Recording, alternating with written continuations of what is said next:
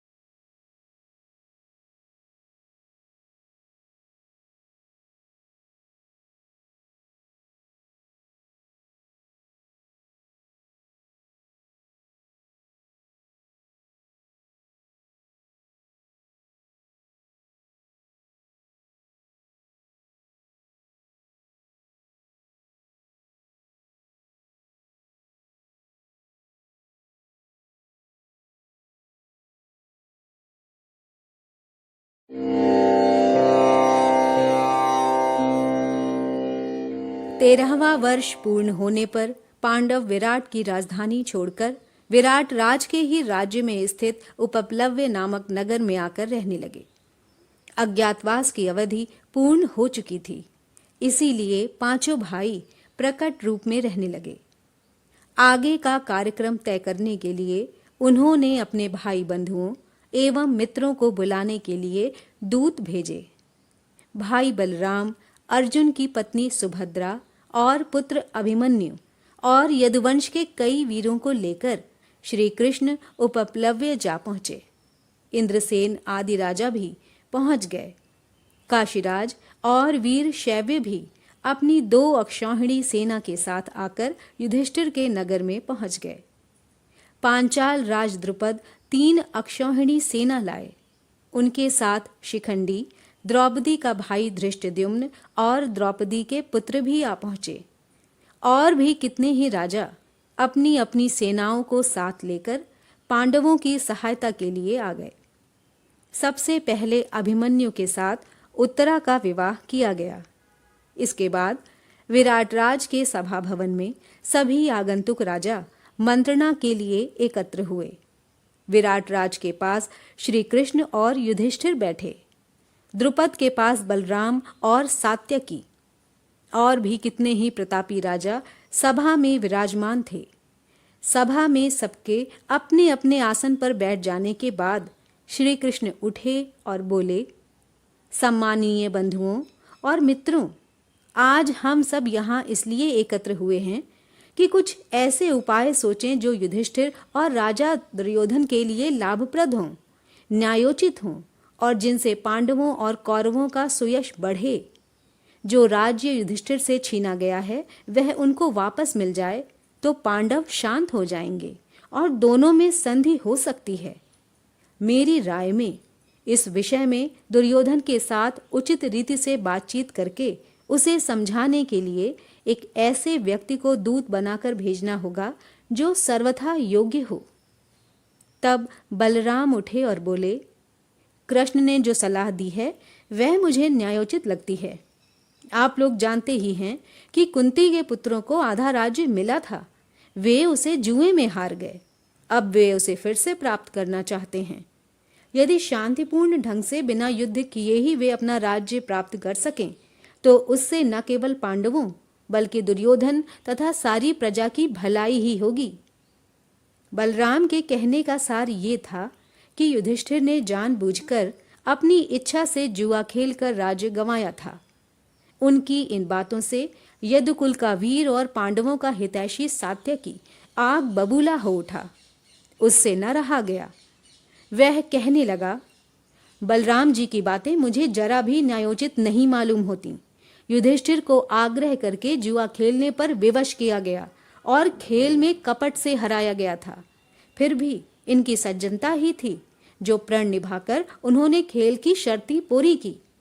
दुर्योधन और उनके साथी जो ये चिल्ल पुकार मचा रहे हैं कि 12 महीने पूरे होने से पहले ही पांडवों को उन्होंने पहचान लिया है, सरासर झूठ है। मेरी राय में दुर्योधन बगैर युद्ध के मानेगा ही नहीं, इसीलिए विलंब करना हमारे लिए बिल्कुल नासमझी की बात होगी। सात्यकी की इन दृढ़तापूर्ण और जोरदार बातों से राजा द्रुपद बड़े प्रसन्न हुए। वह उठे और बोले, सात्यकी ने जो कहा वह बिल्कुल सही है। मैं उनका जोरों से समर्थन करता हूँ। शल्य, दृष्टकेतु, जयद्रथ, कैकेयी आदि राजाओं के पास अभी से दूत भेजने चाहिए।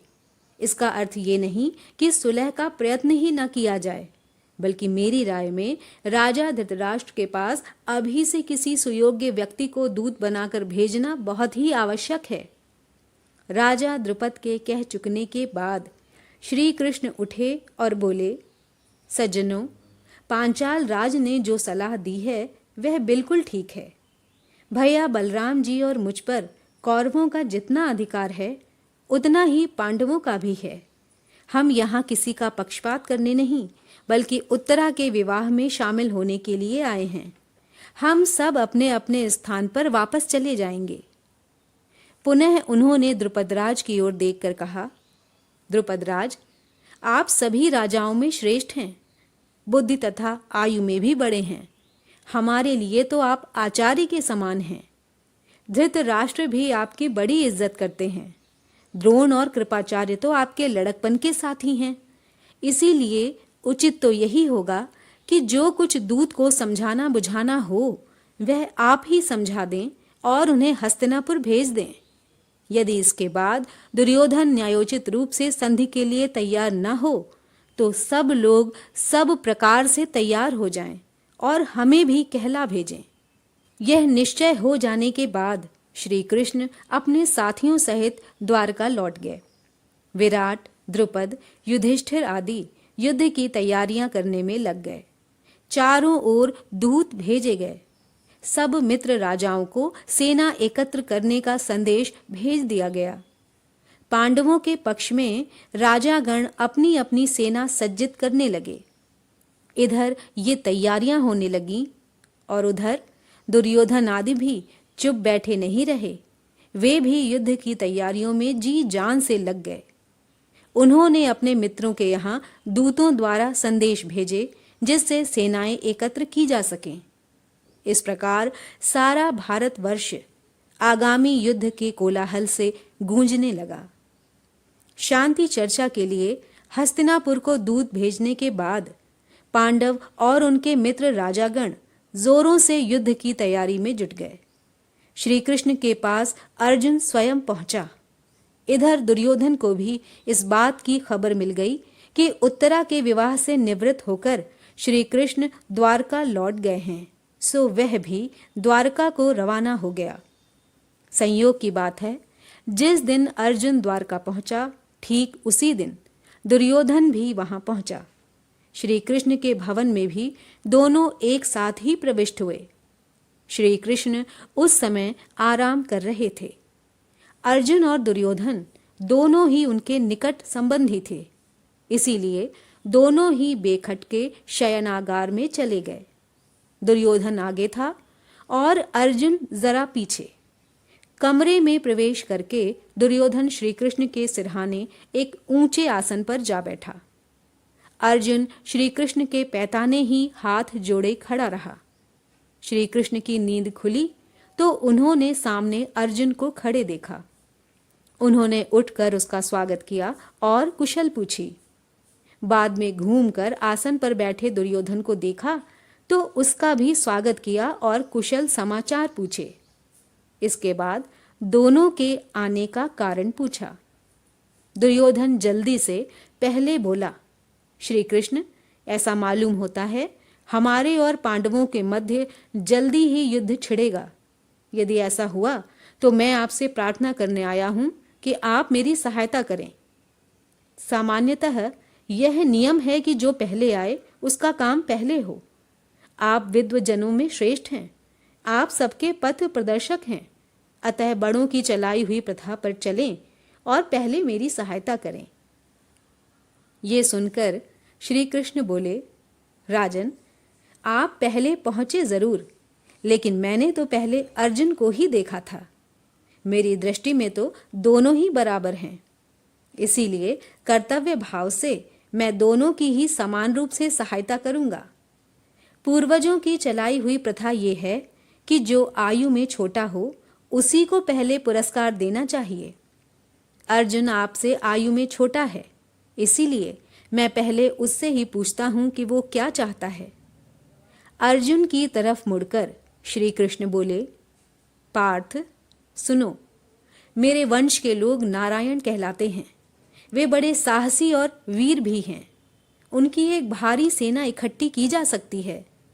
मेरी ये सेना एक तरफ होगी और दूसरी तरफ अकेला मैं रहूंगा। मेरी प्रतिज्ञा यह भी है कि युद्ध में ना तो मैं हथियार उठाऊंगा और ना ही लड़ूंगा। तुम भली भांति सोच लो, तब निर्णय करो। इन दो में से जो पसंद हो वह स्वीकार करो। बिना किसी हिचकिचाहट के अर्जुन बोला, आप शस्त्र उठाएं या ना उठाएं, आप चाहे लड़ें या न लड़ें, मैं तो आपको ही चाहता हूं। दुर्योधन के आनंद की सीमा न रही। वह सोचने लगा कि अर्जुन ने खूब धोखा खाया और श्री कृष्ण की वह लाखों वीरों वाली भारी भरकम सेना सहज में ही उसके हाथों आ गई। ये सोचता और हर्ष में फूला न समाता दुर्योधन बलराम जी के यहाँ पहुंचा और उनको सारा हाल सुनाया। बलराम जी ने दुर्योधन की बातें ध्यान से सुनी और बोले, दुर्योधन, मालूम होता है कि उत्तरा के विवाह के अवसर पर मैंने जो कुछ कहा था उसकी खबर तुम्हें मिल गई है। कृष्ण से भी मैंने कई बार तुम्हारी बात छेड़ी और उनको समझाता रहा कि कौरव और पांडव दोनों ही हमारे बराबर के संबंधी हैं, किंतु कृष्ण मेरी बात सुने तब ना। मैंने निश्चय कर लिया है कि मैं युद्ध में तटस्थ रहूंगा, क्योंकि जिधर कृष्ण ना हूं उस तरफ मेरा रहना ठीक नहीं। अर्जुन की सहायता मैं करूंगा नहीं, इस कारण मैं अब तुम्हारी सहायता करने के योग्य नहीं रहा। मेरा तटस्थ रहना ही ठीक होगा। हस्तिनापुर को लौटते हुए दुर्योधन का हृदय बल्लियों उछल रहा था। वह सोच रहा था कि अर्जुन बड़ा बुद्धू बना। द्वारका की इतनी बड़ी सेना अब मेरी हो गई है और बलराम जी का स्नेह तो मुझ पर है ही। श्री कृष्ण भी निःशस्त्र और सेना विहीन हो गए। यही सोचते विचारते दुर्योधन खुशी खुशी अपनी राजधानी में आ पहुंचा। कृष्ण ने पूछा, सखा अर्जुन, एक बात बताओ, तुमने सेना बल की बजाय मुझे क्यों पसंद किया? अर्जुन बोला, बात यह है कि आप में वो शक्ति है जिससे आप अकेले ही इन तमाम राजाओं से लड़कर इन्हें कुचल सकते हैं। अर्जुन की बात सुनकर कृष्ण मुस्कुराए और अर्जुन को बड़े प्रेम से विदा किया।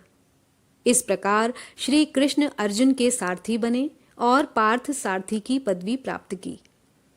मद्र देश के राजा शल्य नकुल सहदेव की मां माद्री के भाई थे। जब उन्हें ये खबर मिली कि पांडव उपप्लव्य नगर में युद्ध की तैयारियां कर रहे हैं, तो उन्होंने एक भारी सेना एकत्र की और उसे लेकर पांडवों की सहायता के लिए उपप्लव्य को रवाना हो गए। राजा शल्य की सेना बहुत बड़ी थी। उपप्लव्य की ओर जाते हुए रास्ते में जहां कहीं भी शल्य विश्राम करने के लिए डेरा डालते थे, तो उनकी सेना का पड़ाव कोई 1.5 योजन तक लंबा फैल जाता था। जब दुर्योधन ने सुना कि राजा शल्य विशाल सेना लेकर पांडवों की सहायता के लिए जा रहे हैं, तो उसने किसी प्रकार उनकी सेना को अपनी ओर कर लेने का निश्चय किया। अपने कुशल कर्मचारियों को उसने आज्ञा दी कि रास्ते में जहां कहीं भी राजा शल्य और उनकी सेना डेरा डाले, उसे हर तरह की सुविधा पहुंचाई जाए। शल्य पर दुर्योधन के आदर सत्कार का कुछ ऐसा असर हुआ कि उन्होंने पुत्रों के समान भांजों को छोड़ दिया और दुर्योधन के पक्ष में रहकर युद्ध करने का वचन दे दिया। उपप्लव्य में राजा शल्य का खूब स्वागत किया गया।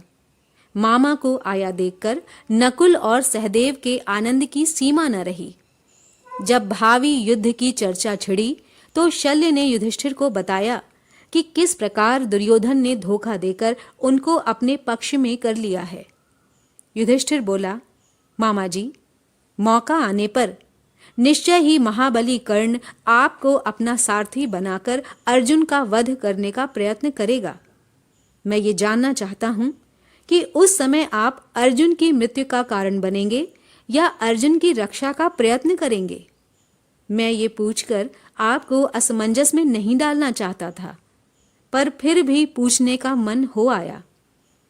मद्रराज ने कहा, बेटा युधिष्ठिर, मैं धोखे में आकर दुर्योधन को वचन दे बैठा, इसीलिए युद्ध तो मुझे उसकी ओर से ही करना होगा। पर एक बात मैं बता देता हूं कि कर्ण मुझे सारथी बनाएगा तो अर्जुन के प्राणों की रक्षा ही होगी। उपप्लव्य में महाराज युधिष्ठिर और द्रौपदी को मद्रराज शल्य ने दिलासा दिया और कहा, जीत उन्हीं की होती है जो धीरज से काम लेते हैं। युधिष्ठिर, कर्ण और दुर्योधन की बुद्धि फिर गई है।